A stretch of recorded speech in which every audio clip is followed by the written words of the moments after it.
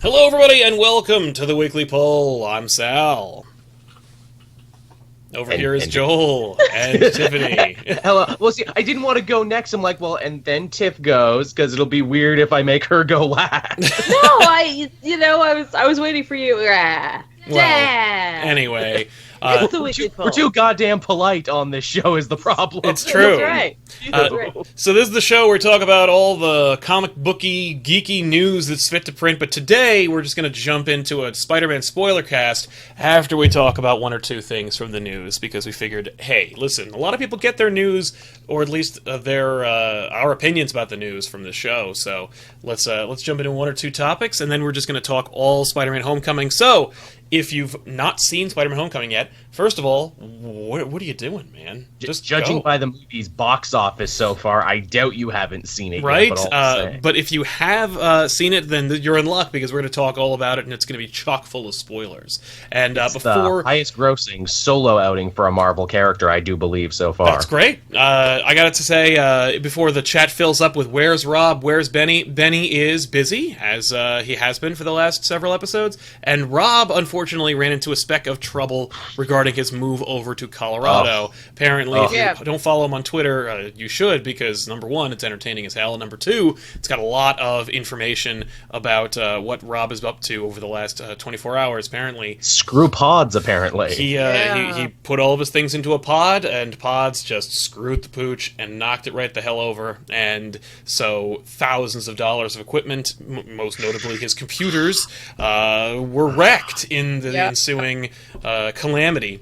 And so, as such, Rob's just getting situated and getting ready, because this is money that he was counting on, and now he's in this situation where he's got to wait. He's got to wait to start doing his work, and he's got to wait to move in to his home, and it's just a shitty situation all around. It's a fuck up. He posted some pretty dark pictures if you want to see what his stuff looked like. Yeah. Did you see the pod's response to it too? I did not. No. What was the response? They were like, hopefully you got like the customer insurance thing. Like, DM us with your ID number. Oh. And then he posted another picture, and they did it again. Oh my god. And he was just like, it's too late. Attorneys have been contacted. That's Rob. I'm on the phone with Foggy Nelson. He's gonna deal with this. That is correct. Yeah. I also, before we go on, ICP, has subscribed for 24 months in a row, which is amazing and worth me saying aloud. Thank you. So, let's get into some topics right off the bat. The first one I want to say is Milana Vayntrub. The girl from the AT&T commercials has been cast in a new Warriors show. She's going to be playing Squirrel Girl. I love this actress. I love her as Squirrel Girl. I remember watching a couple of those AT&T commercials and being like, this girl's going places. I really like how she's... I like her delivery. I like her deadpan. She's like a better flow. She was also in College Humor sketches a bunch, wasn't she? Yes, she was. She's just a fun actress. And if you're going to cast Squirrel Girl in anything, I like this actress. I think she'll do a nice job. And they're already saying she's going to be like the breakout of this show. Like, they waited to announce her last. Like, they knew how important it was. Like, no. All these other characters, Night Thrasher, you don't got to worry. We got a great actress for Squirrel Girl. Squirrel Girl is the key to all of this. If we get her working. It basically is. Yeah. And I guess that's it. I mean, we could also talk really quick. I think Joel should probably go into this regarding Sean Murphy's Batman. Yeah, so Sean Gordon Murphy, we'd actually talked months ago about this, that he had a secret Batman project in the work that he was, gonna do. And we all kind of felt like, well, where the hell are they gonna put this in between, Dark Knight's Metal and all the other Batman books and All-Star Batman? The answer to that question is it's going to be another Elseworld story. They're giving him the reins to tell his own story in his own universe, and that's going to be called Batman White Knight, about a crazy, topsy-turvy universe where Batman is an evil 1% villain lording over Gotham City, and the hero is an upbeat anarchist version of the Joker? All right. Yeah, it's something that is so simple in its premise, it is only found in an Elseworld story, but also... something we'd never seen before. I like it. And they showed some stuff of the art for it. It looks really pretty. It should. Yeah, it should, shouldn't it? That's like the whole reason. It's funny, between that and that Nightwing New World Order book they're doing, Yeah. DC really loves the idea of turning the Bat family evil recently, don't they? Yeah. Right? I mean, it's a way to get 2 bites of the same apple. We can have like just nothing but Batman stuff over here, and then if you don't like Batman, and if you think he's like kind of overdone, why don't you read a book about Batman where he's a bad guy? It's smart too because they don't worry about the continuity. That's like whatever. Yeah. Like let's not try to make it work. Let's just put it over here. I'm very hopeful that this will spin into more Elseworld stories, Right? and kind of a revitalization of the Elseworlds logo and label. Because here's the thing: I know that DC is kind of having an issue with Vertigo. They don't think that Vertigo is kind of a brand that means quality anymore, and it certainly doesn't equate to sales. So that's where the Young Animal imprint came from. They were like, okay, so Vertigo's not working for us. What else can we do? And I kind of hope this doesn't happen with Elseworlds. I love the term Elseworlds so much so that we have a show with its name in the title. But I love the concept of Elseworlds. I love the name, and I think it's just so iconic. I hate to think that they call it something like Little Demons or some stupid, terrible, awful spin-off name for. I don't know. I kind of like Little Demons now that you're pitching it. Can that be another imprint? Just a little demon of a book. Here you go. Check it out. Etrigan can finally have a book in the Little Demons line. Yeah, there you Right? go. Well, I mean, they give him a push every 5-10 years, so might as well. And we're getting to that time again. Yeah. And finally, the last little topic before we jump into Spider-Man is, of course, another Batman thing. It's people have taken a look or noticed the back of the Batman Harley Quinn kind of like Return to Bruce Timm animated universe spin-off movie.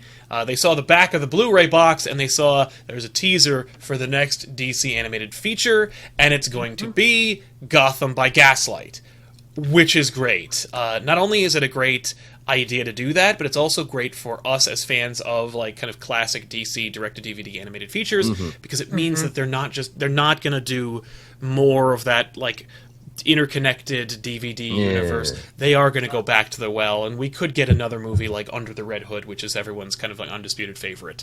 But, not mine, but I still dig it. Like I love it, and I recognize its greatness. So at least I'm down for another for more self-contained graphic novel adaptations.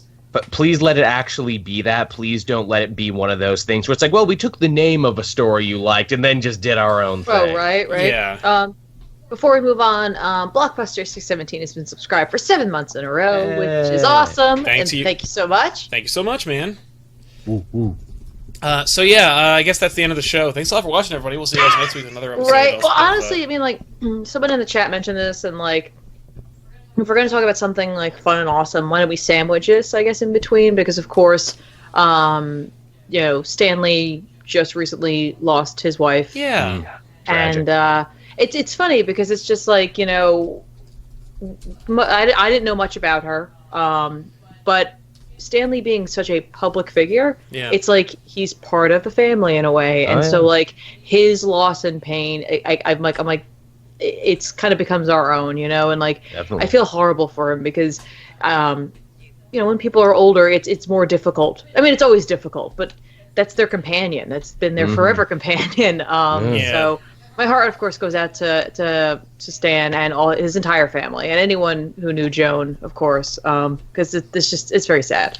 She lived a fascinating life. She was a British hat model. She did a lot of cool stuff. Yeah. Heck, we wouldn't have the Marvel Universe as we know it if it wasn't for her. Stan Lee famously tells the story that he was disillusioned with comics, that he was ready to quit, until his wife said, well, before you quit, do one the way you would want to do it, and that became the Fantastic Four. Which, of course, spawned everything. Also, Joan was the visual inspiration for Gwen Stacy. Yes. And that's kind of cool. Yeah, that's very cool. It's just a fun little footnote story. I like that. Also, Joan, I think, played Madam Web in the Spider-Man animated series. I didn't know that. I had no freaking clue. I think that's true. I'm going to check right now just to make sure that I'm not a liar. A bunch of people tweeted it at me, so I'm going to assume it's true. Right now. The internet wouldn't lie to me. It's never done that before. Yeah. No, it was voiced by Cree Summer, so never mind. That's a lie. Well, just a total lie.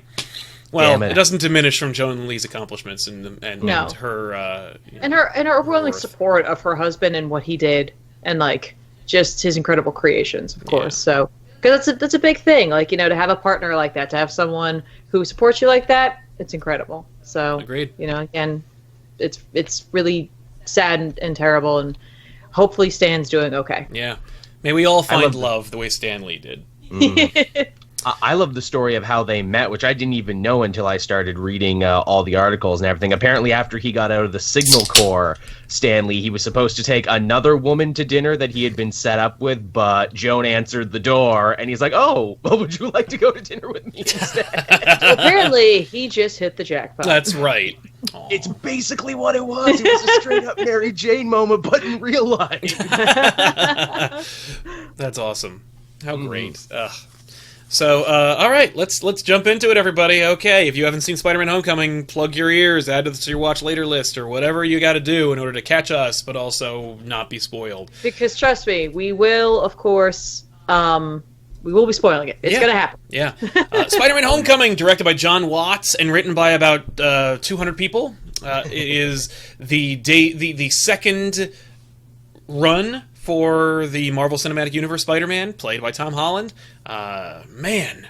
Okay, so when did you guys see it? Tiffany, I know when you saw it, but Joel, when did you see it?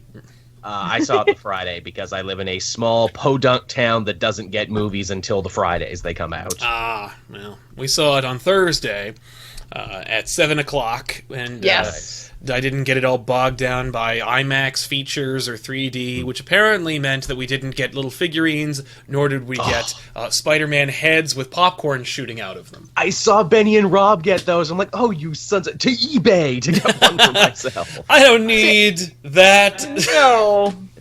No, and I gotta tell you, based on our theater and their popcorn sizing being 2, 1 gigantic and 1 slightly less gigantic, I was like, no wonder they don't have those, because that doesn't fit into either one of those. You know, that's too small. Yeah, it would not. Yeah, it would be a reasonable amount of popcorn. It's true. You know, it's funny.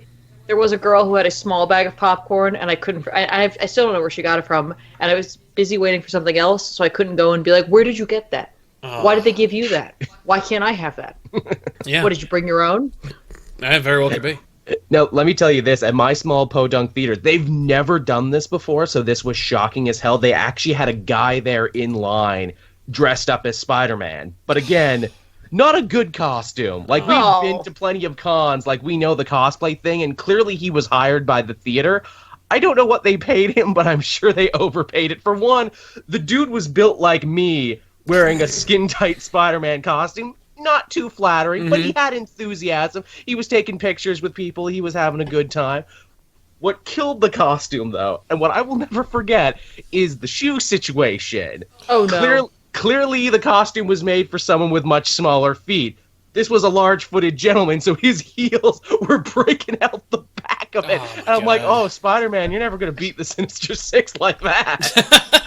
Now when you're blasting out of your shoes. That is unfortunate. Also, before we go on with this, Fred Bushy has been subscribed for 10 months in a row. Thanks, Fred. And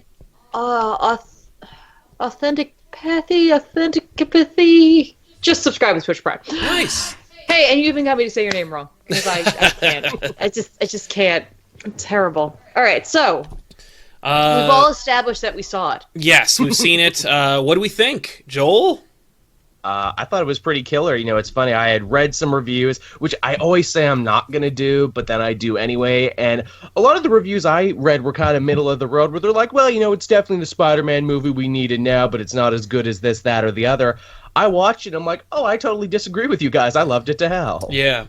I'd heard really good buzz. I actually, and it's funny, I very much avoided anything I could possibly, like, not be bombarded with to you needed to for this, because they came out with a lot of trailers and a lot of sneak peeks and a lot of snippets. Yeah, and those trailers were not forgiving when it came to the plot. I think there was a lot of concern that the early trailers were going to give away like what the story was going to be, kind of beat for beat. Yeah, it did, but didn't ruin the experience of watching the movie, and the movie still had a few surprises left in it that left me... Some very big surprises, I felt. Yeah. Well, let's get into some surprises. Since the spoiler cast, let's talk about what surprised us the most. What were some moments that were like, holy crap, I can't believe that happened? The radical reimagining of the Vulture as a villain, I thought was quite nice. For one, they get his origin out of the way in the first 5 minutes, which is such a smart idea. I hope every Marvel movie does that moving forward, considering that most of them care more about the hero than the villain. They also make him weirdly sympathetic, which is something you couldn't say for the mad scientist in the comic with a bird fetish. No, Adrian Toomes in the comics is wholly unsympathetic. He is just the worst, and you know, it's funny. He has no like rich history. Because they in like 1994 they tried to just completely reinvent him. They're like, okay, old guy who steals stuff. That kind of blows. What if he's an energy vampire? And sucking the youth out of people. That was really stupid. Then he steals artificial life, and he has permanent artificial life. So he's young now. Let's give him a new mode. Just every time. And then they were like, let's go retro and bring him back and make him old again. It's just like when I remember reading a couple of people in the comments of our channel mentioning that they were like, what? They completely top down redid Vulture. Like they just threw him out the window and just created a new character. Good. Well, you see, to me, though, I think the heart of the character kind of stayed true, though, where it's like usually in newer versions of the Vulture, he's mad because his tech flight was stolen by somebody, and I'm getting stepped on by big business. That's basically what he was mad about here. Yeah, I mean, he's railing against against big business. He's he's a down in his luck, like smart guy, schlub, yeah, blue collar, intelligent person. I mean, like the funny thing is, he's basically just a parallel for Peter Parker in this book. Yep. Or in this movie, book. Hey, that's high praise for us, though. Mm-hmm. But he basically parallels Peter Parker, which is what every like villain really does if you do it correctly. But I like the Vulture reimagining, and of course, no small part of it is thanks to the casting. Oh yeah, Michael Keaton owns in this. Yeah, he's great, and I think it has to do with the fact that he's a skilled actor. There is good direction, but the character is smaller in a sense, so I feel like he could put his mark on it without having to worry about ruining something that was already established, essentially. So I also like you mentioned about having his origin so quickly done in the beginning. The way they did it cements him in what's been going on. He's not like he's a new villain, but he's not, because he's been around and doing things under the view of everyone for quite some time, which I appreciate, because it means that like this is something that is completely not on any Avengers radar at all. It's been going on for so long and nobody knows. Right. You got to give the writers and everyone a lot of credit, too, for having a villain's motivation. Basically, they took her gerbs, but actually make him, sympathetic and be like, oh, yeah, I kind of see it from your eye there, Vulture. Because he doesn't really want to hurt anyone. He kills one person in this movie by accident. And the guy's kind of a scumbag anyway, so it's like, no, right. You don't feel, you're not, like, angry with the Vulture for killing Do you know who that Tom Hardy guy actually was? I had to read the credits to find out who that was. That was Montana of The Enforcer. So clearly the writers of this watched Greg Weisman's Spectacular Spider-Man, because Montana became Shocker for a minute. That's funny. There's a lot of that in this movie. There's a lot of, here's a character from Spider-Man's mythos, and they're not going to matter, and we're probably never going to do anything with them. But here they are anyway. And so, Montana being a Shocker and then being dispatched, very, very shortly into the movie.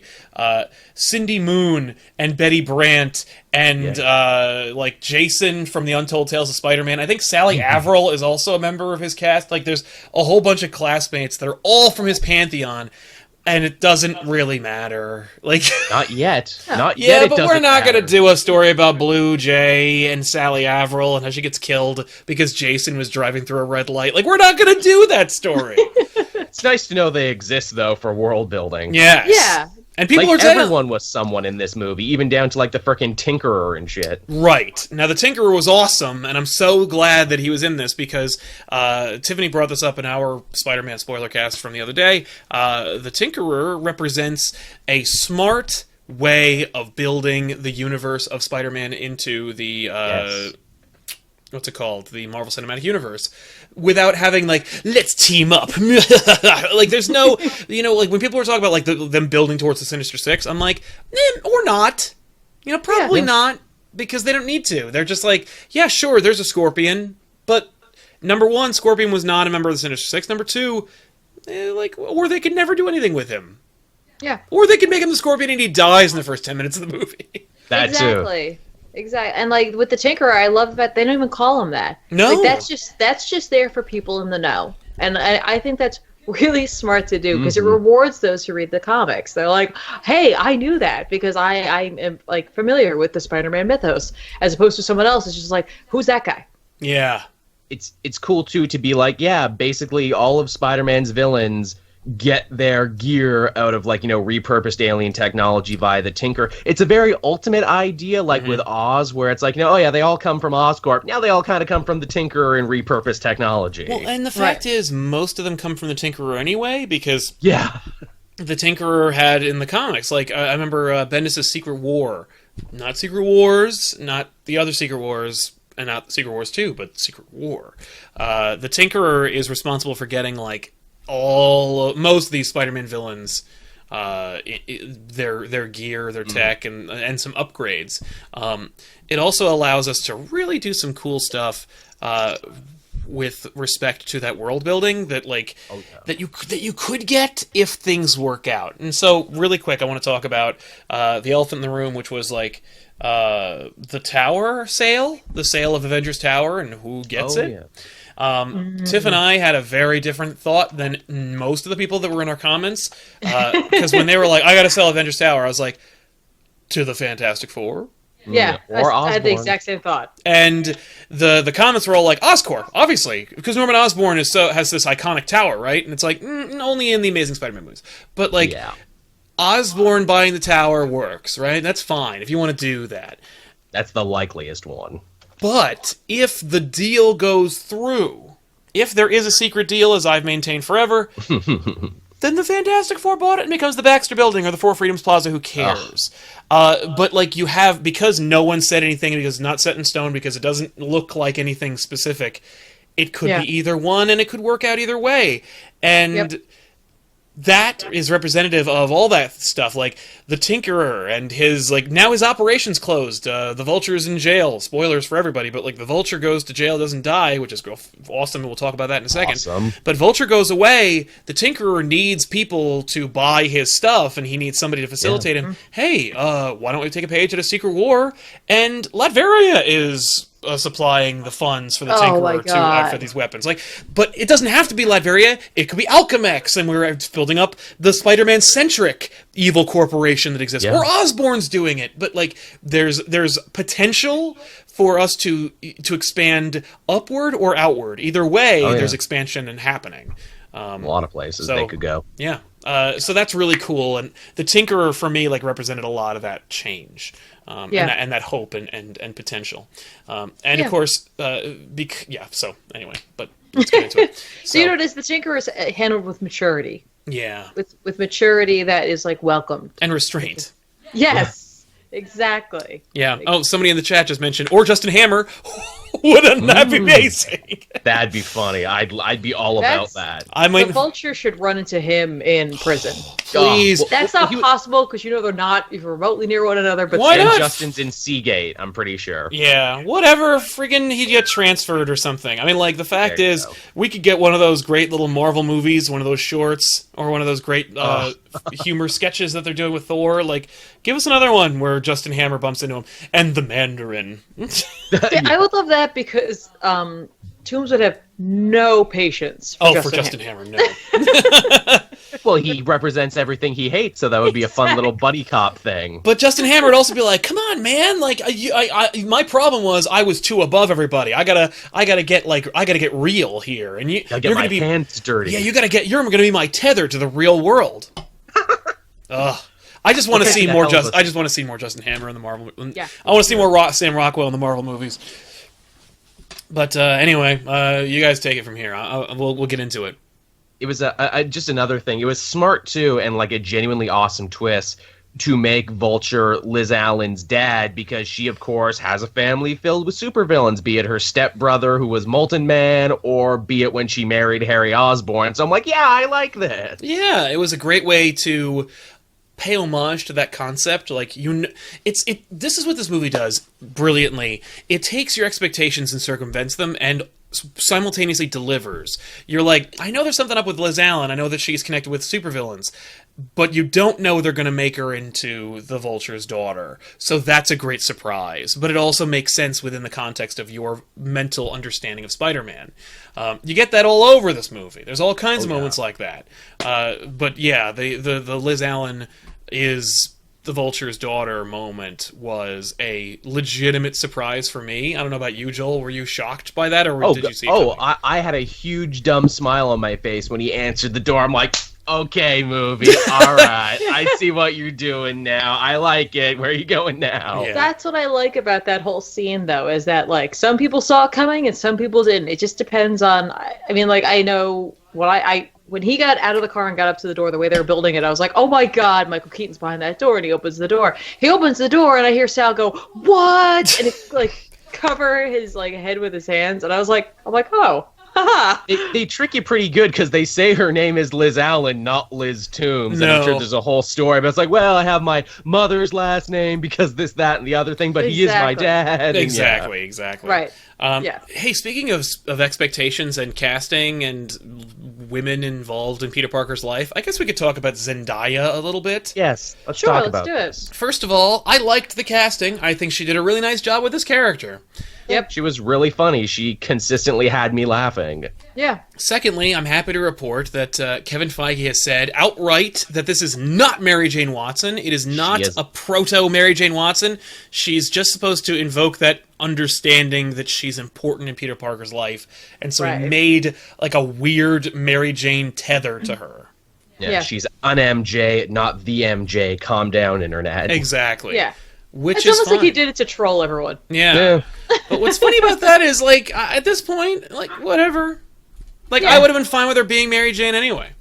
Same. No, and I gotta tell you, like, she didn't strike me as the kind of character who was, like, head over heels for Peter Parker, as often happens in his life. There's, like, always women who are just in love with Peter Parker, and she more or less seems like a foible for him. You know what I mean? Like, someone who is on, like, either the same intellectual level as him, but also isn't, like, totally swayed by his geeky charm or quips. Yes. You know? Yes, and I kind of appreciate that. She likes him and she cares about him, but she's also wholly unimpressed by him, which is great. Yep.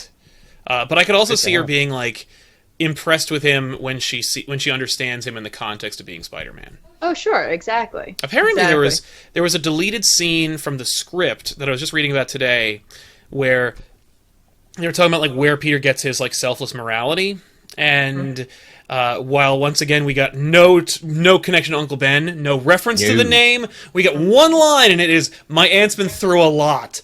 That is all we get regarding Uncle Ben. But apparently there was this fun scene, and it was one of the scenes that got Marissa Tomei to, like, take the job in the first place, and it was... there's, like, this little girl who lives in the neighborhood and she's being bullied, and Aunt May, like, steps in and, like, selflessly protects her, and Peter sees it from his room, and then Aunt May is, like very, very, like, rattled by the experience, and then goes upstairs and, like, says, like, "Hey, Peter," and doesn't refer to it at all. Like, she doesn't acknowledge that she was a hero, basically. And so there's these two people who are both inspiring the other and being heroic while also not taking any of the credit for it, and also lying to each other about it.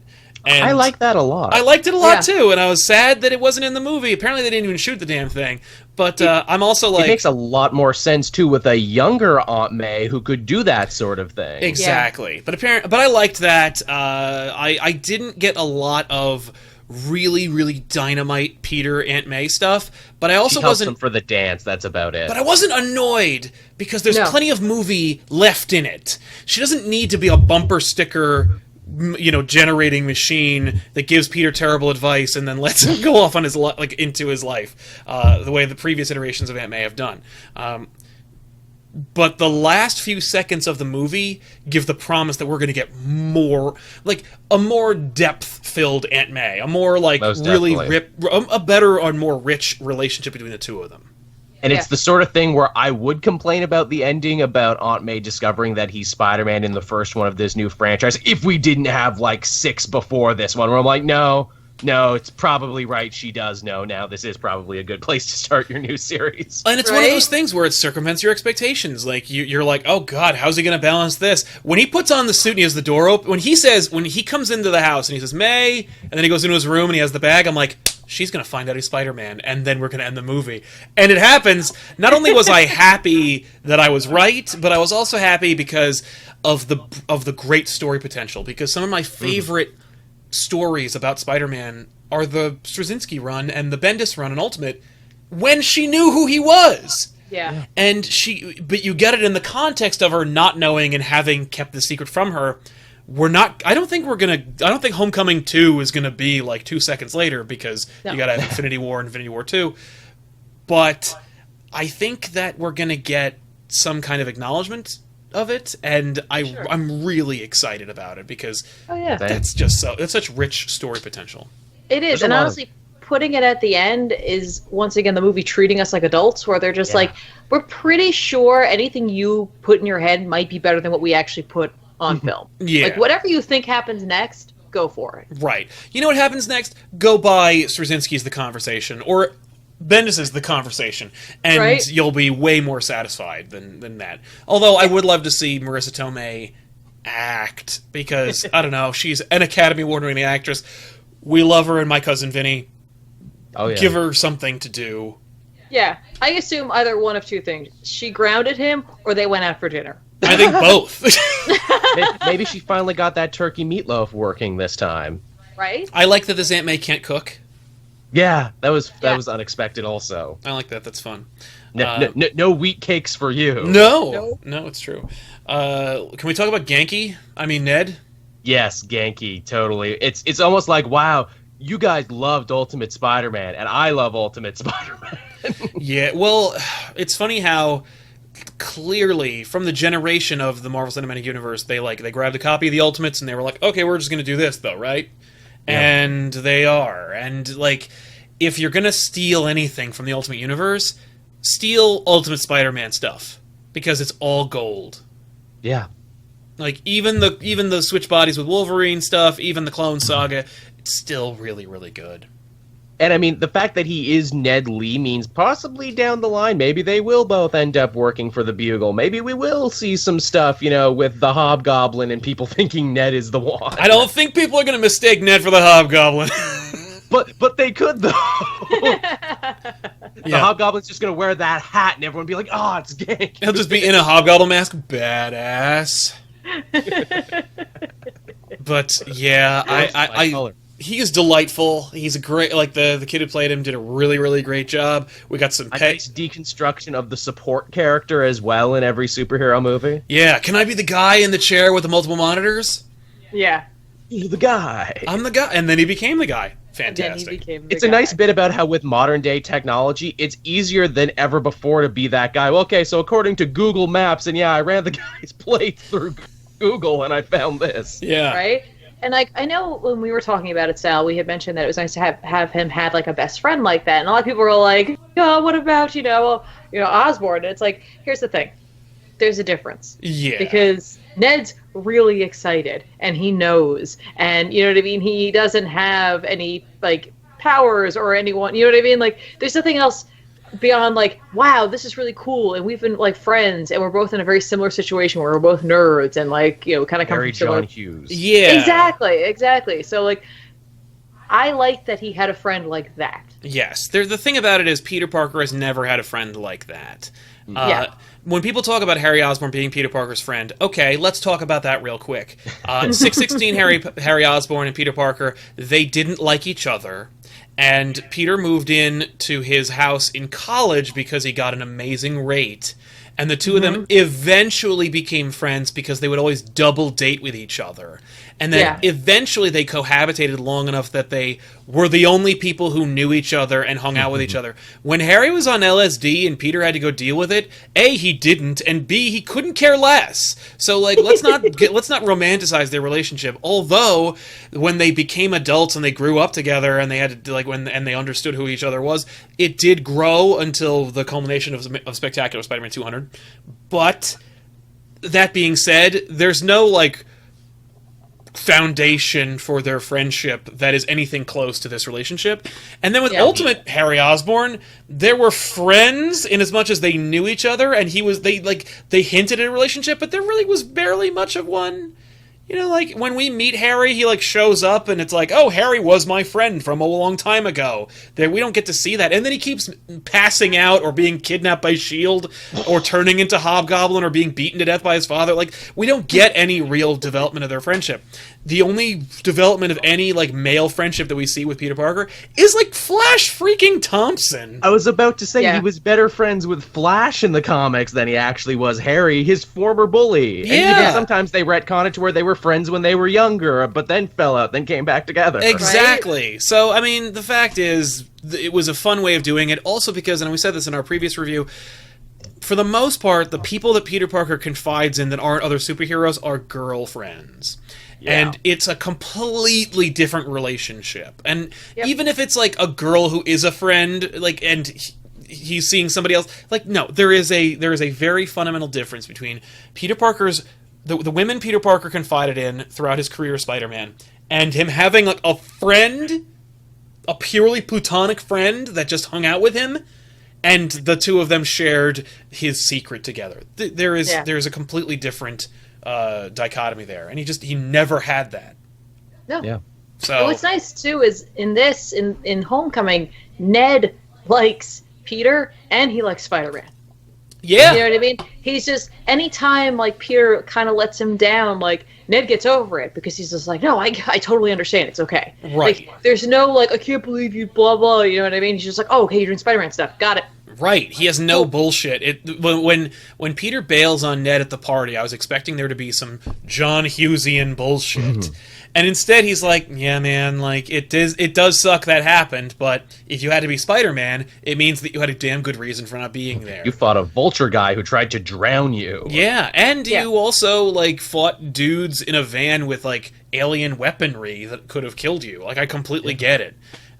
Somebody, FGC Clever Fox said anti-Foggy. That's fucking hilarious. Yeah. Because Foggy's like, you should stop being Daredevil because it's bullshit. You really gotta stop. I'm not gonna stop. Okay, then we're not friends anymore. Like, he's like Alfred in the freaking Dark Knight trilogy. This one's like, yeah, man, be Spider-Man. It's awesome. It rocks. Yeah. Now, it could be that him being Spider-Man could lead Ned into some hot water and could, like, of course, could cause him to die. Material right there, yeah. Exactly. That of course could happen. But, like, Ned also isn't telling him what to do. He's not like, oh, well, you better make sure you, like, do the following things because you've got all this power and, like, you know what I mean? Like, he's just, like, really excited for his friend. Yeah. Yeah. And he's not mad that he didn't tell him. Like, he's just like, cool, I found out. Right. And because he knows he'll be along for the ride, too, being like, you're so cool, all the residual coolness will have to rub off on you. You're not gonna, exactly. I liked a lot the subtle references to continuity or to to what they're not telling us about. Like, they won't tell us the origin. Now I kind of want to know the origin, even though I know it, but the fact that they, like, are dancing around it so much that we don't know what it is. When he says the spider's dead, Ned, I'm like, oh, which origin is it? Like, did the spider die when it bit him, like in the original origin before the Cindy Moon origin, or is it like the ultimate origin where, like, someone like Kong crushed it right after it bit him, like? Or is it just that it's a spider and it doesn't have a very long lifespan? Well, except that he says definitively, he says the spider's dead. Like, it's not like he knows that spiders live, like, only a couple of weeks. I'm just saying, like, he could have also just said that, you know? Like, he could have said it for that reason, too. He's a scientist, too. Yeah. Like, he's in science school. And we see his science acumen in this, which I quite like. Yeah, that was cool. But also, we don't see him being like, he knows everything and he can do everything. Like, when he needs to hack into the suit, he's like, Ned, you're going to have to do this. Yeah, exactly. He's like, that's his specialty. he is still very much a child, and I like that. Basically, the whole theme of the movie that I broke it down to is, hey, don't grow up too fast. Don't be in a rush. Enjoy the journey that is life while you can. And I'm like, thank you. That's what every other Spider-Man movie dropped the ball on because they tried way too hard to grow Spider-Man up. Oh my god, every movie he graduates high school either within the first 20 minutes or the end of the first movie. Yeah. They got to get him out of there. And in a world with so many already established adult heroes, Spider-Man being the lone young voice amongst them makes him even more special. It's true. Him being against the contrasted against the Avengers is going to be really cool. He's going to be like, you guys are supposed to be the adults here, and some of you are bigger children than me, or are really irresponsible, or are monsters, and Yeah. Well, it's also interesting because Spider-Man's origins themselves really, there's something about his youth, his experiences as a teenager really affect who he is. Tony, he has his own experiences, right? But he becomes Iron Man through a very different way. Cap very differently becomes Captain America. Bruce Banner with the Hulk, you know what I mean? But it's through his experiences with his family and, of course, a class trip essentially that turn him into Spider-Man.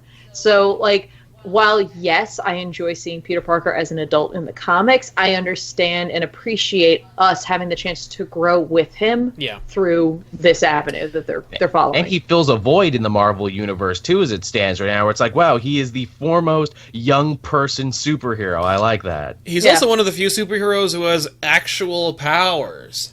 Yeah. And a no-kill rule. That's another thing. They set him up very hard as the no-kill Avenger, even though Iron Man put kill tech into his suit. I like that. But he wasn't supposed to have access to that. No. He wasn't.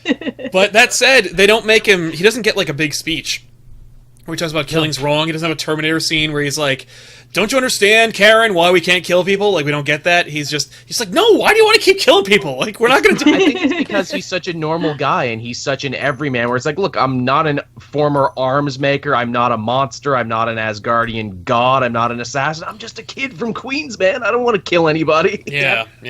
I mean... I've seen enough of that. Yeah. I also like that when they were talking about Homecoming 2, this is speculation, but they were just talking about Homecoming 2 and how they're there's going to be another superhero to match Iron Man's role in the next one, and I think that's kind of fun. I like the idea that there's going to be another superhero in it, because they're kind of... It seems like Phase 4 is unofficially a team up phase. Sure looks that way. Ant-Man and the Wasp, Thor and Hulk, Spider-Man and somebody else. But I really like that idea, and I'm excited to see who it is, and I'm kind of hoping that it's Ant-Man. That'd be fun. I was thinking that too, and then I was like, wait, no, Doctor Strange. Because Spider-Man and Doctor Strange technically hang out sometimes. Doctor Strange is the no freaking brainer. That's something that... Because... God, I want to see that. I want to see that in a Doctor Strange sequel or in a Spider-Man sequel, either way. Especially because he is a kid. He is a kid. And to have Doctor Strange with his ego deal with a child, I love that. Yeah, him just being... have him... Oh my God, him teleporting in plate, away, and then him, showing back up, being ah! Just have him pop into Aunt May's apartment and, where's Pizza? We're going on an adventure. Yeah, oh my God, him showing up and being oh, hi, exactly. May, was it? Spider-Man's strange. Right, Spider-Man's oh my God. Why do all these guys want to bang my aunt? Can't bring any of you people home. That would be amazing. He's it writes itself where Doctor Strange is just hello, and then he goes God, if Captain America flirts with my aunt, I am going full Infinity Gauntlet on these people. Oh my God, no, she would flirt with him. Oh yeah, she'd be oh Steve, hi. Well, howdy do, man. Yeah. How great was the Cap segments in this, making it the presidential, presidential fitness film starring Cap. That was gold. That was gold. That was gold because it was the perfect amount of world building where they're he would because he's in the Avengers costume, that dorky Avengers costume, and it's I could see them post Avengers being so Cap, for the kids, we're gonna need to really do this thing, and it's all right, I'll record a few of them, and he's on his 100th video, and he's how many more do we have these we gotta do, guys? I mean, come on. I can just imagine the president being look, Steve, you did a great job fighting these aliens, but there's a greater threat, alien kids. Childhood obesity. Yeah, is it AIM? Is it the Serpent Society? No, it's all these tasty snack cakes. The kids are too fat since yours day. We need your help, Cap. Sugary beverages, Cap. Sugary beverages and loneliness. Also, teenage acne and masturbation. We need you to make videos on all these things. I love that coach, too. Hannibal Buress. Yeah. Amazing. Just listen to Cap. Maybe he a war criminal or something. I don't know. I hear he's supposed to be a war criminal now or something, but whatever. Just shut up and listen to the video.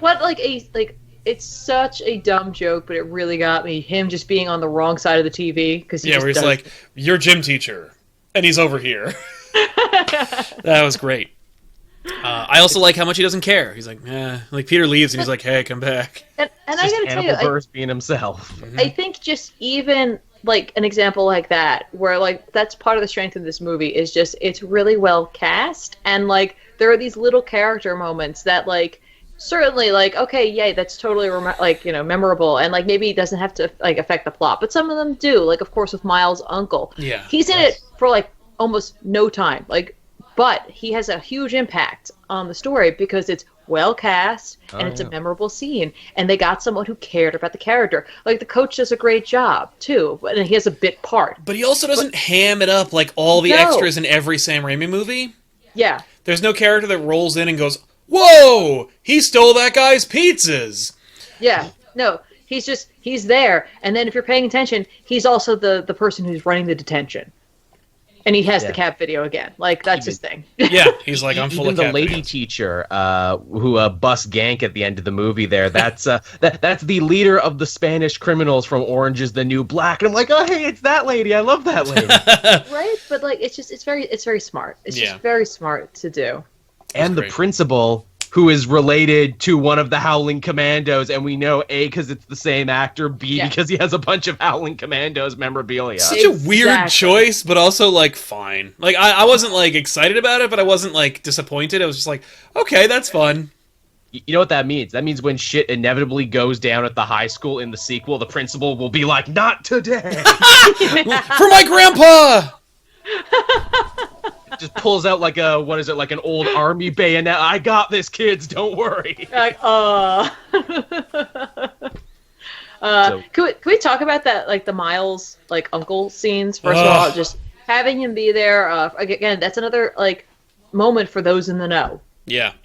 You know, that's something for those to explain to those who don't know. But also just shows Peter Parker's effect on those around him without him like trying to have an effect on people. It just happens. Yeah. It also affords us one of the like funniest moments. Oh yeah. In the movie. Easily the funniest moment in the movie for me. Just hey man, I got ice cream. Nope, you're a criminal. Bye. I just like I need information. I need it to me now. You need to give it to me now. Dude, what's wrong with your voice? You're not good at this. I'm not a girl. I'm a boy. I mean, I'm a man. What a wonderful indictment of all of the gravelly voiceness we've gotten in superhero fiction. Oh my god. Yeah. No, there's no question that is a Batman joke. Or an Arrow joke. Or an Arrow joke. But yeah. I also love like the humor in this movie is expertly done. It's done in a way where it's legitimate. You know, it's not just like we're trying. They didn't go for like the low-hanging fruit every time. They didn't go for like the obvious joke every time. They're just like But it's shot and made like a comedy. You know, like Karen being like, "Do you want to try interrogation mode?" Yeah, I guess I will try interrogation mode. Hard cut. Next scene, we see it in action, and there's no setup for what it is. Nope. And it's just amazing. Yeah, it is, and also it exemplifies this movie's ability to be like, we're having a really fun time, but then there's also something poignant to the scene where like Miles' uncle is like, hey, you offered essentially to take a bullet for me. Like, I don't know if you understand what that was. Yeah. You know, but like it's Prowler. sandwiched between this humor. I'm the Prowler. Yeah, because he was. I remember they were setting it up when he's getting the weapons. He's like, oh, well, maybe these Prowler type things. Things that allow me to climb. I don't want to hurt nobody, but I'll steal some stuff. Yeah. Yeah. Maybe wear a purple costume with a green cape, maybe. I want to look like Spawn, but like purple. But not. Yeah. That's okay. He's technically Ultimate Prowler who had a cooler costume because he ditched the Spawn cape. Exactly. Oh, good. No you know, it's interesting the Miles setup. Everybody's really excited about Miles, and I'm like, must we get his replacement right now? Like, aren't we? Also, he's here. Like, we just got him. We just got Spider-Man's only 15, which means Miles has got to be like 5, 6, perhaps right now. And they imply that that his nephew is like a child who needs rearing, who's not yet ready, who's not, who's still developing and being like taught lessons and such. So that's fine. I'm happy with that, and I'm happy to get him in there. I'm happy He's to also see going to get his own animated movie, which seemingly is going to be in continuity now. Maybe we're going to jump ahead like 20 years or something. Great idea. It's going to be so terrific. It's not going to confuse anybody. It's not going to be totally stupid. I'm sure with Sony behind it and being the creative force behind it, I'm sure it'll be fantastic. Yeah, I have hope. That said, anyway, let's move on. Speaking of pulls from the Ultimate 2, Scorpion is just Ultimate Scorpion, where Matt Gargan is now a Hispanic gangbanger with a scorpion tattoo on his neck. Yeah, a little on the nose, that scorpion tattoo on the neck, but... So was it in the Ultimate comic. Yeah. No, the Ultimate Scorpion is a Peter Parker clone. No, the first one is. The second one is the one that Miles fights, who is a cartel enforcer with a scorpion on his neck and a big scorpion chain whip. Oh, okay. Yeah, they had two. Everyone forgets that second Scorpion because he was only in the first arc, then you never saw him again. Yeah, that makes sense. And that's, I hope, how much Scorpion we get in the next one. I'm not wild about Scorpion as a character or as a villain or this particular way of going about it, but at the same time, I trust what they're going to do. I actually think this version of Scorpion would be interesting because you figure ultimately he talked down Vulture pretty easily, and Vulture was enough on his side by the end to not give up his secret. What if it's just a crazy gangbanger who just wants to kill Spider-Man and can't be talked down? That'd Maybe be that's fine. Spider-Man's lesson. That's a cool idea. Some folk aren't going to listen to you, or if they find out who you are, they're just going to try and kill you more. And here's the thing, I'm not trying to take away from the Scorpion, but my pitch when we were talking about it was that essentially you open the next movie with either Spider-Man trying to find the Scorpion or the Scorpion completing a heist and going back to his lair or headquarters, Scorpion's and then nest. essentially he's killed by Kraven. Yeah. Okay, you said Kraven, so I'm 100% on board with this now. Which is unfortunate because here's the thing: you never want just to dismiss a villain like that, but come on, that'd be kind of cool. I am totally okay with Kraven being used at this point. I remember I used to be every time anybody mentioned Kraven, I'm like, don't do Kraven. His best story is the one where he dies. Right, but it's still Kraven, true, by the way.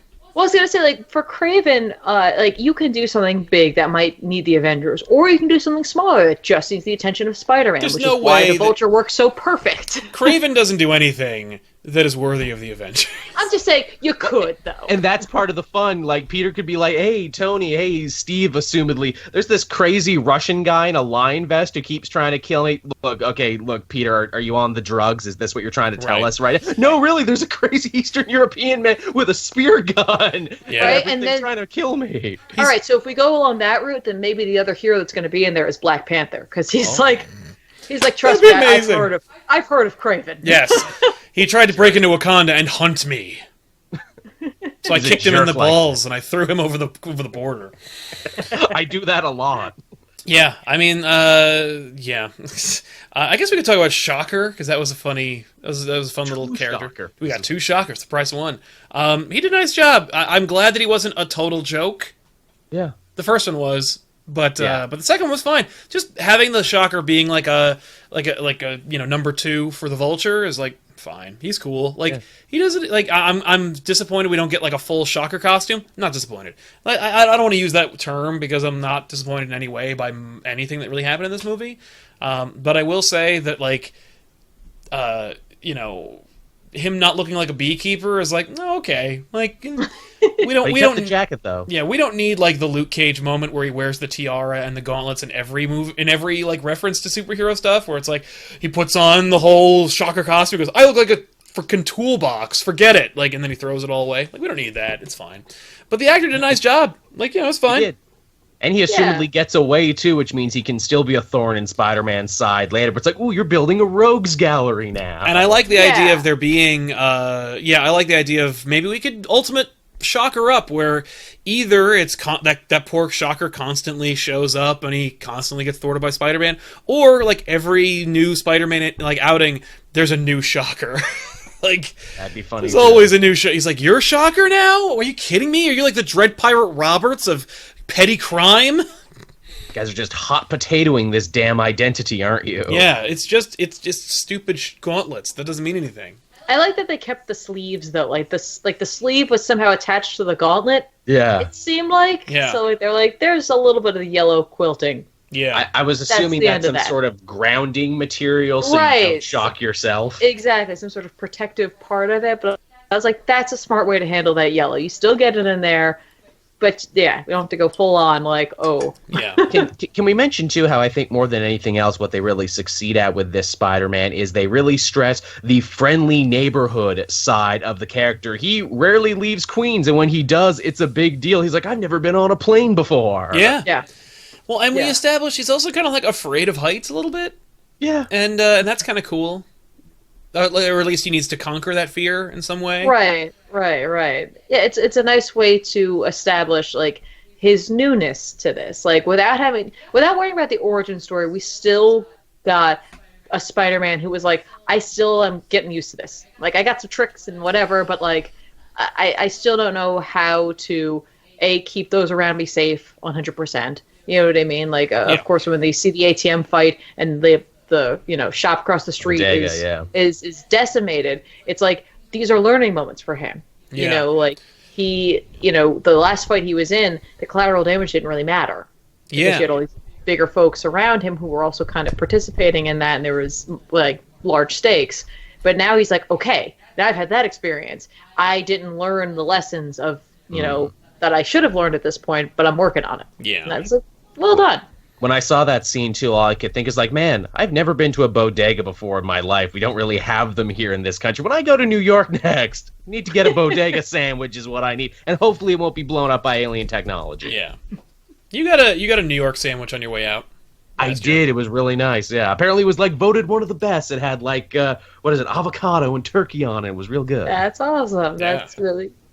And I know I'm kind of skipping around here, but like, and we've all been talking about this, but the fact that they not only paid homage to characters and like the Ultimate Universe and all that, but to like key moments in Spider-Man's history visually. Yeah. Lifting scene. Yes. Oh, that was so great. They recreated a scene that, again, for those in the know, you know where it came from. For those not in the know, they get this amazing scene where like a hero like shows like not only are they a hero and heroic, but they're still a child.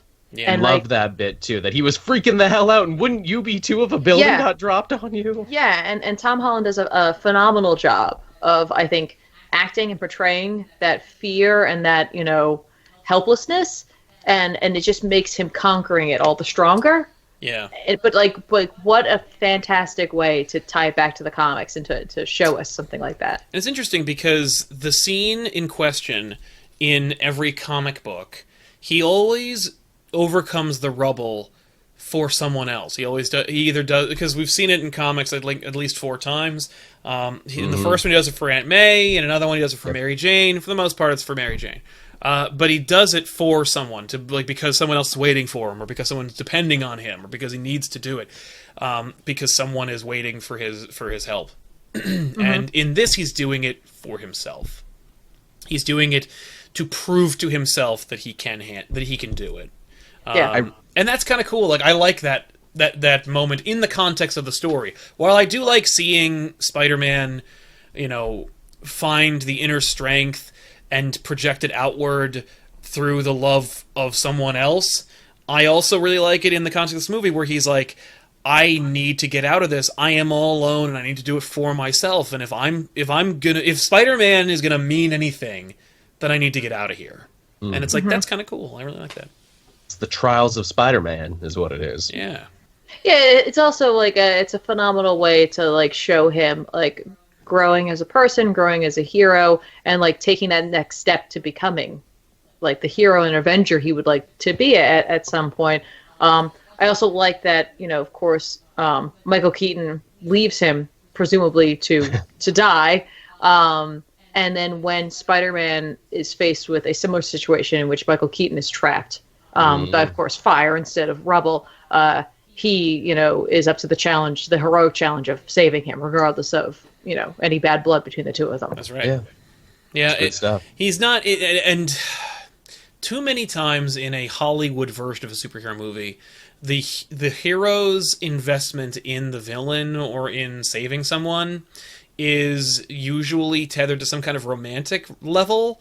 Like, I need to save this girl that I'm hoping to sleep with, or I need to save this person because they are my friend's dad or my girlfriend's dad or something.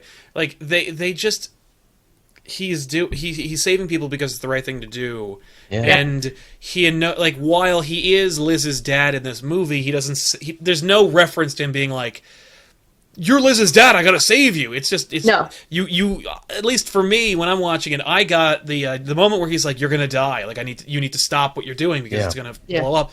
He's just concerned that a human being is in peril. Yeah, that's it. That's all he cares about right there. And it's like, for me, this movie just does a really great job of like creating these like little echoes throughout it. Yeah.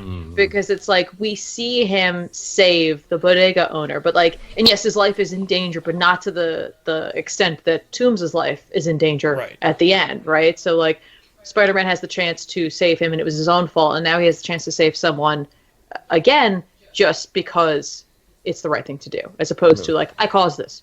Yeah, he's not cleaning up his mess; he's saving someone legitimately. Yeah, you gotta love too how wonderfully like street level this movie ultimately was. This was not a quest to save the world. This is, I gotta stop this robbery. Yeah. Yep. Yeah. Spider-Man has way more in common with the Netflix heroes, I think, than he does any of the Avengers at this point. I think that's kind of cool that he is the street-level hero of the movies. Yeah. Well, yeah, and it's smart because, like, how else do you explain why the Avengers aren't here then?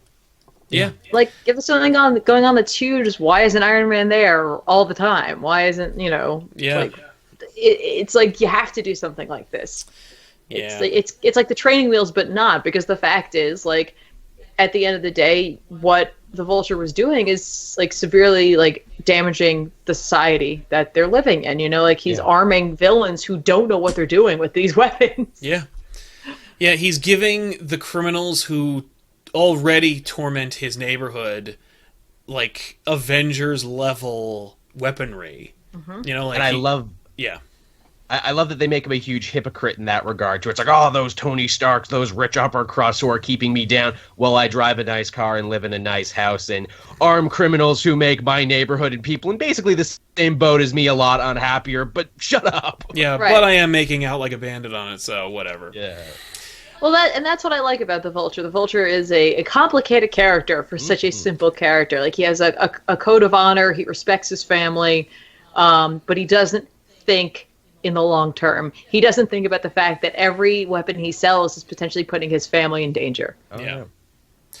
I kind of really hope that Defenders is already shot like a long time ago, so we're not going to see any reference to it, but it'd be nice if when they start shooting these Netflix shows, number one, they loosen the embargo, and two, we don't need Spider-Man doesn't have to show up in the Defenders, but I do want them to be like, don't go to Queens. There's this kid who's messing things up. You hear what's happening in Queens? Yeah. Don't go to Queens. You'll piss off Iron Man. Like, we'll just stay here. His pet projects over there. Yeah. Like, I would love to have that. Just, there's a couple things that I missed out of this, and one of them was we'll never see Coulson interact with Spider-Man. Yeah, that sucks. I think that would be amazing. I think the Happy relationship with Spider-Man replaced the Coulson. What would have been Coulson if how nice does it feel to have Favreau in this, literally shepherding Spider-Man around in a nice little bridging the gap. They even mentioned 2008 where it's like, I've had this ring in my pocket since 2008. Yeah. I loved Happy in this movie. He's actually a character. He gets to do things. He has some growth too, and he helps Spider-Man out. Like, it's really cool. There's a lot of like maturity, and it's when people talk about how like they're tired of the MCU, or they talk about how like some of the in-world stuff is kind of tacked on or superficial or tiring or extraneous. this movie does all of it right. They get the character right, they get the villain right, they do a story that has a beginning, middle, and end that actually works, and is thematically relevant to the character, and they have it part of the larger world around them without making it tedious or frustrating. And it feels lived in, legitimate, and earned. And that's like... I think that's why it's rubbing everyone the right way as far as this movies go. Like some people, and I think that any real major criticisms from fans, from comic book readers, from MCU fans, from superhero movie fans, any major criticisms, any significant, like this really pissed me off, is really desperately grasping at straws and trying to find I didn't like how high tech the suit was. I didn't like that he didn't have spider sense. Right, like okay, first of all, like spider sense is an innate thing that he does all the time, and if he did have a spider sense the way that you want to see it, he would never get hit by anything. And as far as the suit goes, where it's like, well, that was part of the story, was to like highlight that he's not ready for that next level of super heroics. Here's the thing: if Tony Stark built it, it would have all that stuff in it. I mean, like, yeah, because he can't help himself. It's just like, I have to show you how great I am. Like, you have to understand that it's it's the Spider-Man. It's true to the character, but it's not your Spider-Man. This is the Marvel Cinematic Universe Spider-Man, and it's different. And this Spider-Man didn't make that suit. Our Spider-Man suit is made from spandex and cloth. That Spider-Man suit is made by another person who has billions of dollars and some vested interest in giving him protection and technology. Also, we did get a sleeveless hoodie suit, though. That was pretty fun. That was cool. Also, we talked about this in our previous review, technology is a big theme in this, and it parallels the Vulture. Spider-Man and Vulture both get access to technology that that neither one earns. Way above their pay grade. Way above their pay grade, and we see how they use it, and they both use it. One uses it irresponsibly, and the other one doesn't know what to freaking do with it. And neither of them is able to, neither of them really uses it responsibly. And it is only until you take it away from them that you see who they really are. Yeah, that's exactly it. And also, here's the thing. He got that suit back at the end, right? We have no idea if Tony took anything out from there. And in terms of Spider-Sense, the fact is, they have proven to us that Spider-Man is learning as he goes. He may not have a mastery over his Spider-Sense as of yet. Like, he may not, understand to respond to it the way that he should. Yeah, and also, how much more high-tech is it? Him having a parachute, he can make it out of webs. Him having, 600 web shooter combinations? Yeah, he has that already. Like, whether it's, just because it's voice activated or it's, part of a thing. The drone, that's just a new thing. It's a new idea, but is it any more different than, him having a spider signal? He built that spider signal in his teens from the original Spider-Man. He invented web fluid and web shooters. All the technology that he uses is all part of the actual Spider-Man costume that he's had. Sure, he doesn't have a voice modulator. He doesn't have, laser eyes or whatever. And and his eyes in general, the heads-up display stuff, that is the most not Spider-Man you get. But if you're reading Dan Slott's Spider-Man for the last 5 years, he's had it. Yeah. He has basically all the tech right now that he has in the movie. But here's what's funny, is that oftentimes the tech fails him anyway. The intimidation thing or the interrogation mode does nothing. It doesn't help him even remotely. Yeah, the kill mode he's never going to use. Yeah. Yeah, and the fact is, with the AI, it's an interesting way to give him the ability to do what he does in the comics, which is have thoughts and quips and voice and internal monologue. Yeah, exactly. Yeah, it is a clever device to give us the thing that we're used to in the comics. Also, hey, who's to say Karen can't become Joe Costa in the same way Jarvis became Vision? Right? Be fine with that. That'd be freaking hilarious. That would be awesome. I think that would be. Yeah, that'd be really great. And all right, so just really quickly moving away from the tech, I thought it was interesting too, because we kind of touched on this very briefly. The fact that there's no Uncle Ben in this movie. Yeah. Which, look, they established the Tony Stark Spider-Man relationship. They kind of had to go with that. We can't have two dad figures in this movie. It would become complicated. Got too many dads. Yeah, but what I really appreciated was, even in this movie, even though it's not the Tony Stark Iron Man movie, Tony Stark gets a little bit of growth in terms of, in my opinion, understanding where his father was coming from and understanding what it is to be in that position. Yeah.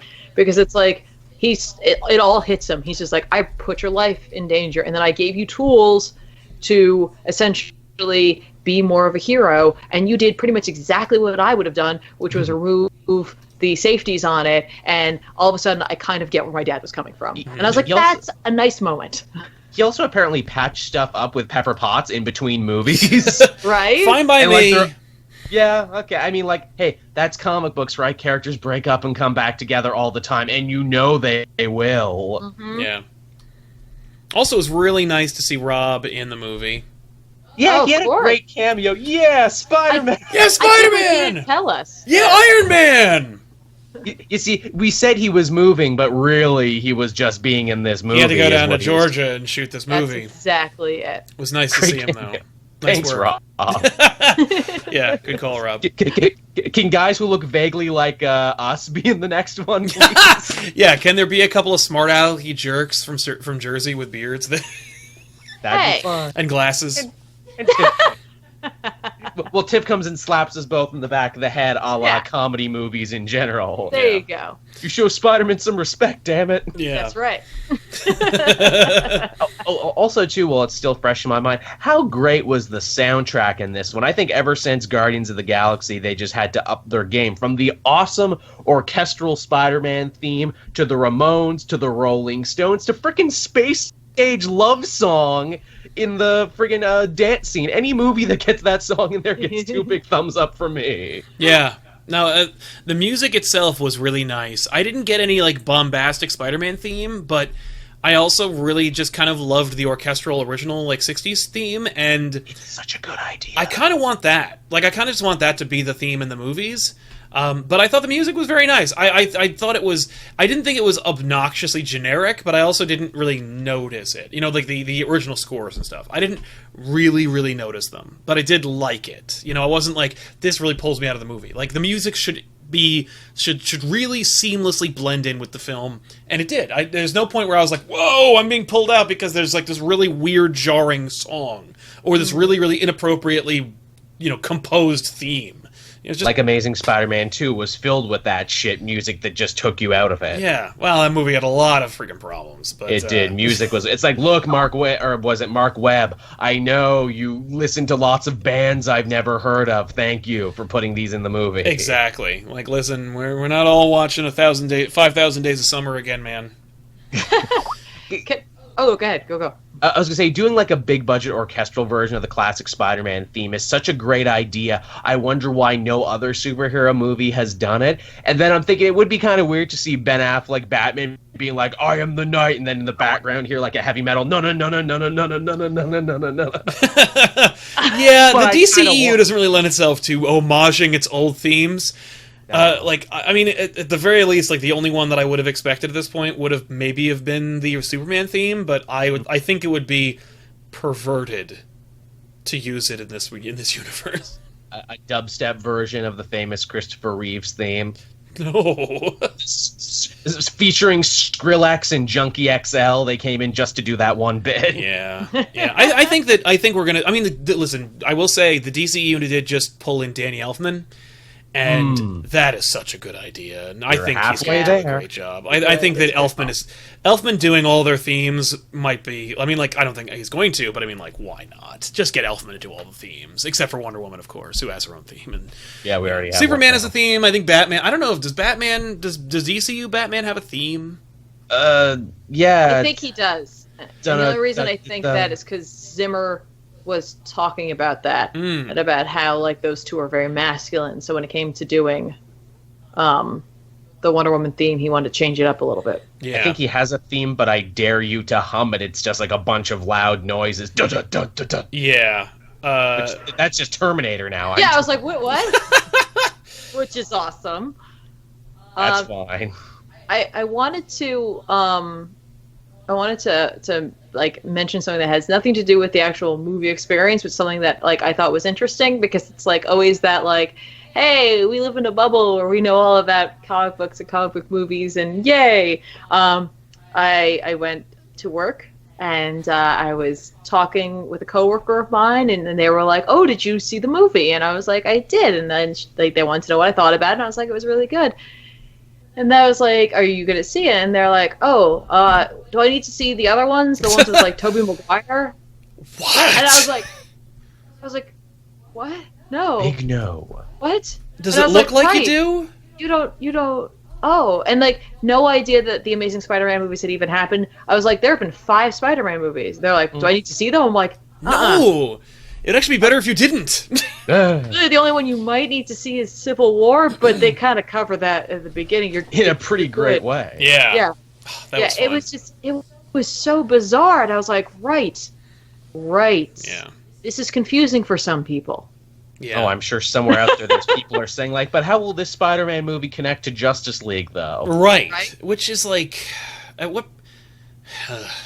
Your soul dies a little bit, does it? It's like, I've spent so much of my life cataloging this information, and you spit in my face, sir. Right? But it's just so funny. It really just comes down to, like, they're like, it has to do with Sony, it has to do with Spider-Man.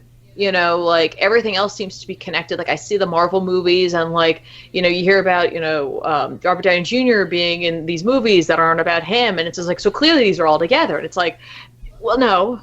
Yeah. But yes, now, kind of. Just forget those happened. Just go see this. Trust me, I'll have a good time. Exactly. Yeah, just forget everything you knew about Spider-Man. They're like, done. Yeah. That was easy. Like, yeah, exactly. So, but just such an interesting, like, perspective. Yeah. Oh boy. Well, we talked about Spider-Man for about an hour. I think that's probably a good time. Is there any last thoughts that you want to just get out there before we wrap up? Anywhere thing where you're like, we didn't talk about this, I need to mention it. It's good. Man, Hulk has just been trying to break away this whole shit. Hulk's like trying to like muscle in. It's because Hulk's like, talk about me. I have a movie coming out. Right? You I was do. gonna say it's because I've got Thor on my shirt, and Hulk's like, okay. And I'm like, all no, right, not November. Time for Ragnarok. All right, hang on. Just chill out, Hulk. Which is hard to believe as far as the release goes. I was like kind of like a little sad at the end of Spider-Man because I'm like, oh, that'll be the last superhero movie of the summer. Oh no, wait, we got 8 episodes of Defenders on Netflix. Oh, and we got Thor in November. Well, this never stops, does it? No, fine with me. And we got Star Wars in December. We got Star Wars.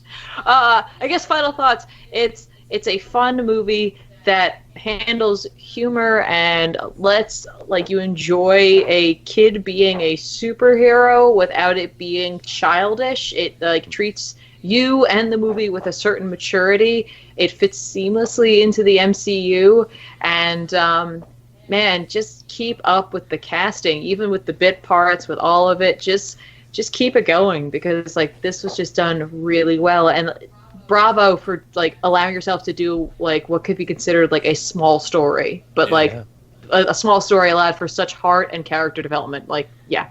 It hit every note I wanted. I'm super excited about this franchise moving forward. I'm excited because let's really quick do a little bit of speculating. Just my thoughts, because like they have already announced Amazing Spider-Man Spider-Man Homecoming 2, which obviously won't be called that. It'll be called Spider-Man, and then probably Graduation Day or something.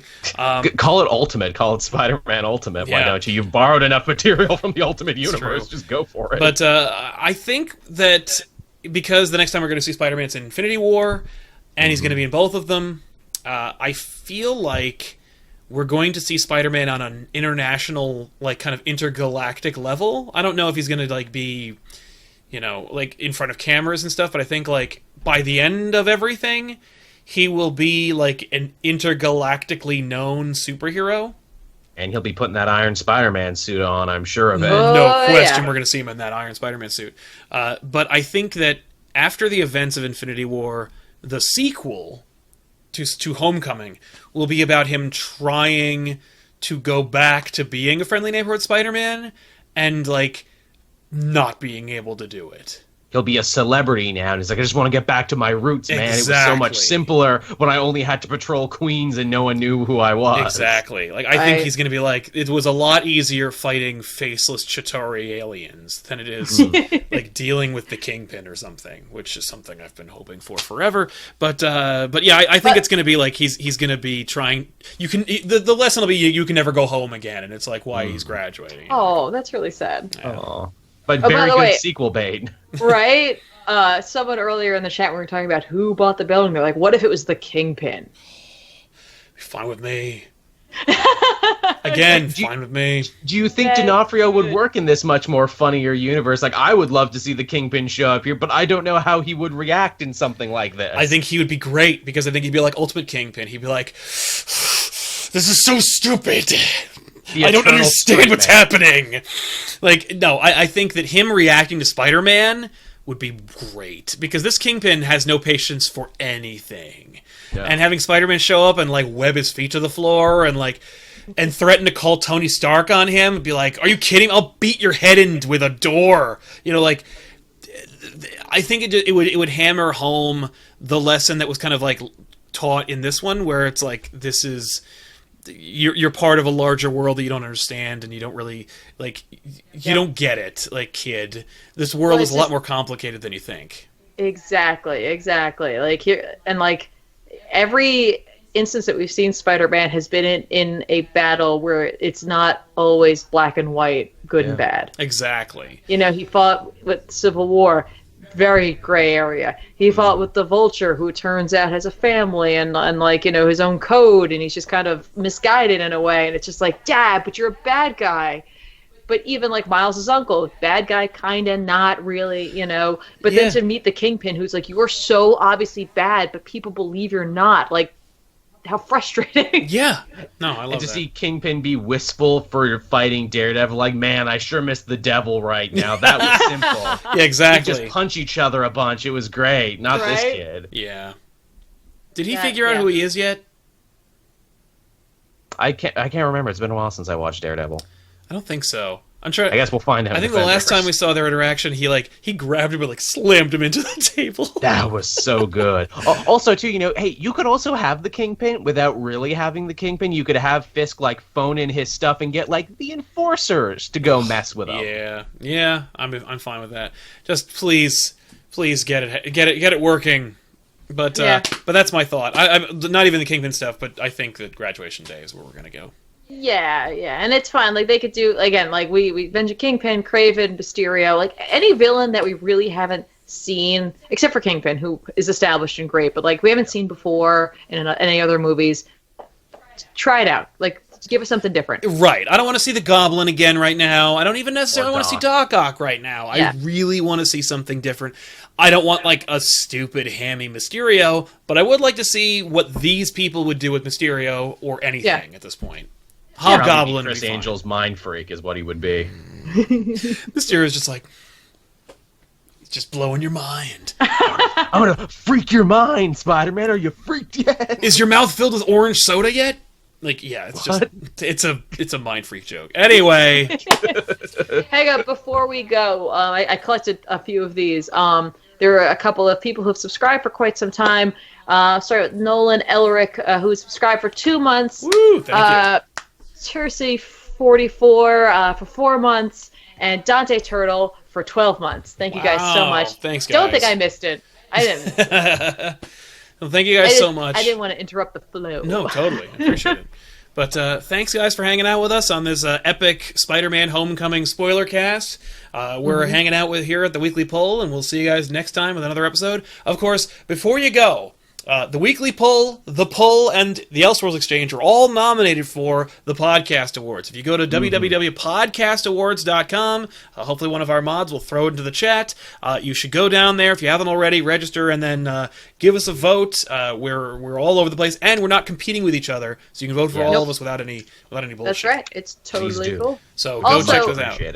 Hey, if you guys enjoyed the chat you guys just had with one another, you know what I mean? Like, you're all... I saw you guys talking to each other. I saw it all over here. I was reading it. And you want to keep that going after we end the stream, you can go over to the Discord, hang out with fans and community members of the Weekly Poll, people who have been around there for a while since the beginning of that Discord. Just go over there, chat comics with them. Yeah, and just one last plug, make sure to catch these two every Thursday at 5:30 p.m. Eastern Standard Time, 5:30 to 6 usually, over on the sister channel, the Weekly Polls YouTube channel, where they chat live about the week's comics. And this week, Spider-Man 2 #1 comes out, so you can guarantee that the cast interesting. Yeah. These two are going to be talking about it, so catch them, and their special guest, Professor Thorgy, will be joining them. So, see you guys next time. We're having a guest. You're having a guest on your very own up. show. I know. I was going to say I better tidy up the set and But we'll see you guys next week with another episode. Thanks a lot for watching. So long. Bye, guys.